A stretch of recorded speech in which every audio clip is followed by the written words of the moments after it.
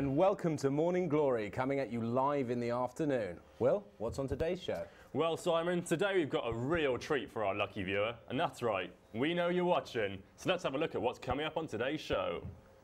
First up on today's show, we've got an interview with a gladiator. And then we've got a holiday in East Slope. After the break, we've got Question the Answer. And then our You Say We Pay section of the show. And after that, we've got an interview with a rock star, and of course this is all finished off with some live music.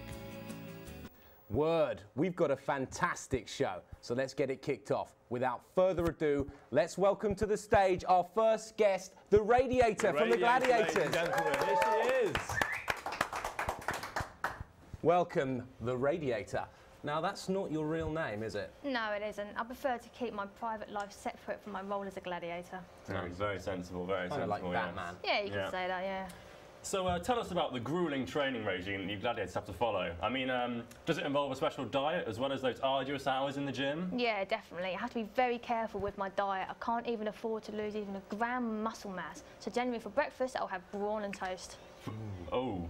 Oh, do you make that yourself? Yeah, it's actually a family recipe. Basically, it's the boiling of a pig's face and boiled in a pot of water for about 4 to 6 hours, then set to cool in the fridge. I have to do it the night before, obviously, but it's really, really worth it. Wow. Well, that sounds disgusting. No, keep it away, sorry. Let's just put that back down. We're going to be opening the phone lines in a few moments, so if anybody watching at home has any questions that they'd like to put to the Radiator, now's the time to call.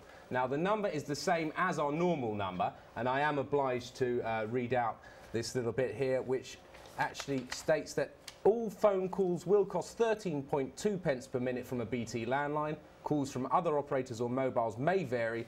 Callers must have the bill payer's consent before calling. It's going to cost you a lot of money anyway, That's whatever you do. That's all you really need to know, yeah. Well, I believe you have some footage of your training here, so let's have a quick look at that.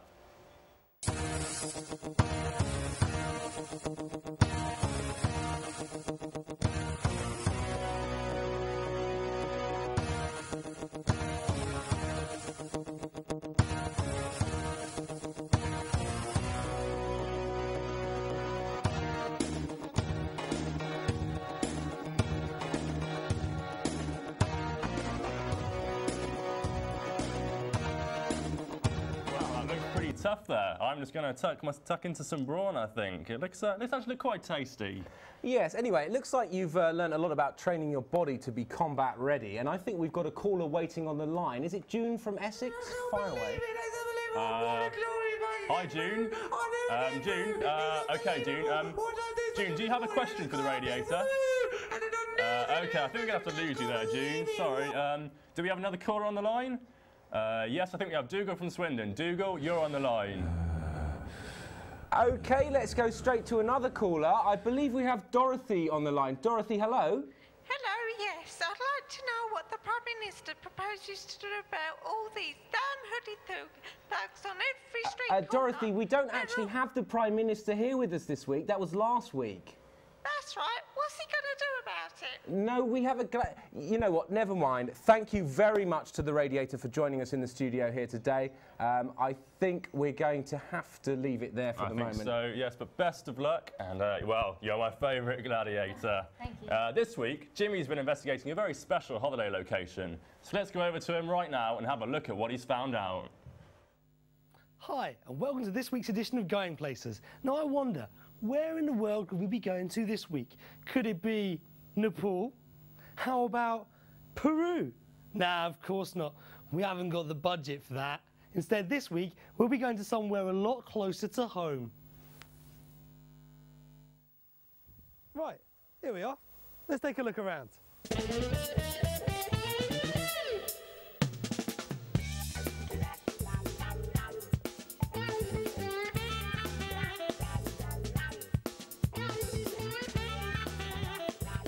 East Slope was originally built in the 1950s as temporary accommodation for transient labourers constructing the rest of Sussex University. It was then converted into student housing due to funding cuts.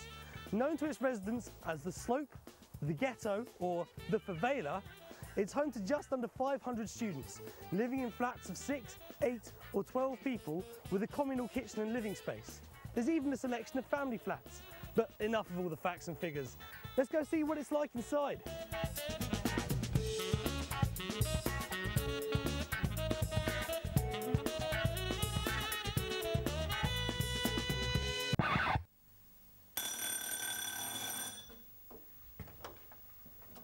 Ah, so there you guys are. Why don't you come on in?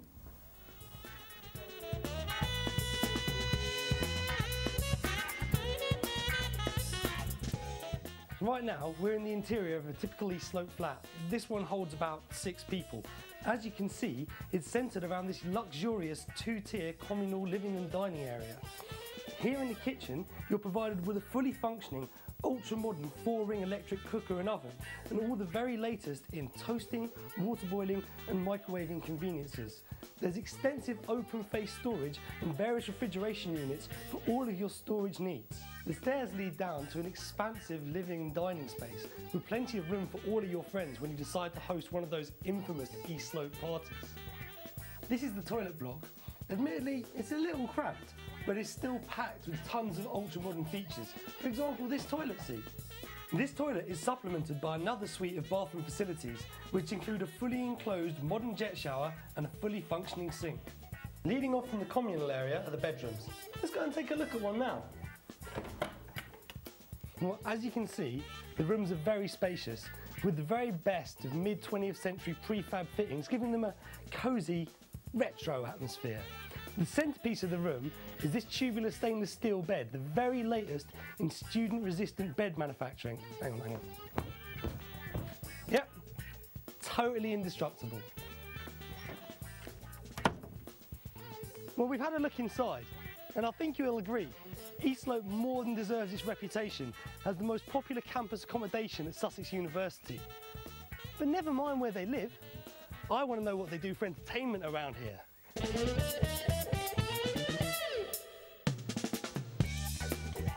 Welcome to East Slope Bar. Ideally situated literally seconds from your flat, it's the social hub of the complex and the entertainment highlight of the university. In the evenings, there are sets from DJs or live bands, and over the years, bands such as Radiohead, Blur, The Kooks and the Mystery Jets have played secret gigs here.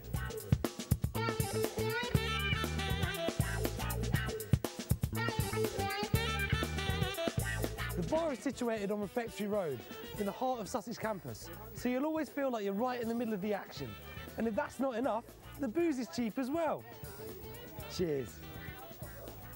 If you want to stay in East Slope, the rates are very reasonable.